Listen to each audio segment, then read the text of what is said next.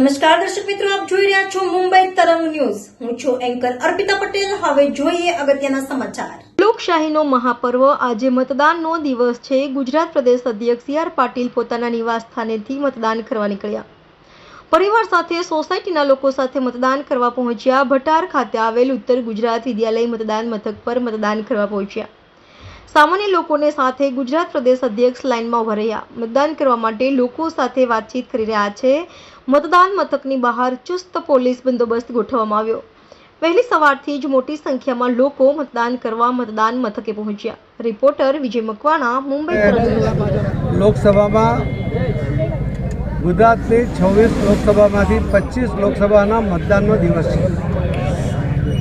આપણા દેશમાં, આખા દુનિયામાં સૌથી મોટી લોકશાહી, સૌથી મજબૂત કહી શકાય એવી લોકશાહી, એને વધુ મજબૂત કરવા માટેનો આ પર્વ છે.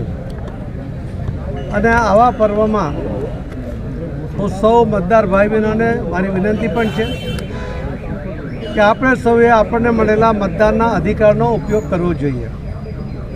જે યુવા મતદારો કે જેમને પહેલીવાર મતાધિકાર પ્રાપ્ત થયો છે, એમને પણ મારી વિનંતી છે કે એમણે પણ પોતાના મતાધિકારનો ઉપયોગ કરવો જોઈએ.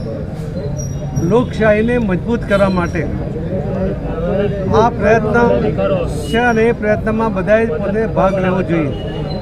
જે દેશોમાં સરમુખત્યારશાહી છે, લશ્કરી શાસન છે, ત્યાંના નાગરિકો આ લોકશાહી માટે અને મતાધિકાર મળે એના માટે તડપતા હોય છે. જ્યારે આપણને સહજતાથી મતદાન કરવાનો જે અધિકાર આપણને પ્રાપ્ત થયો છે, તો આપણે પણ એ મતદાનના અધિકારનો ઉપયોગ કરીને વર્ષો પછી જ્યારે આપણને લગભગ 75 વર્ષથી આઝાદી પ્રાપ્ત થઈ છે, ત્યારે હજુ પણ આપણે મતદાન માટે ઉદાસીન હોય એવું ઘણીવાર બને છે.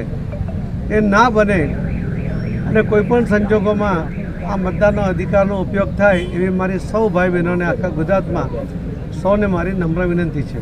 ખૂબ ખૂબ આભાર, ધન્યવાદ.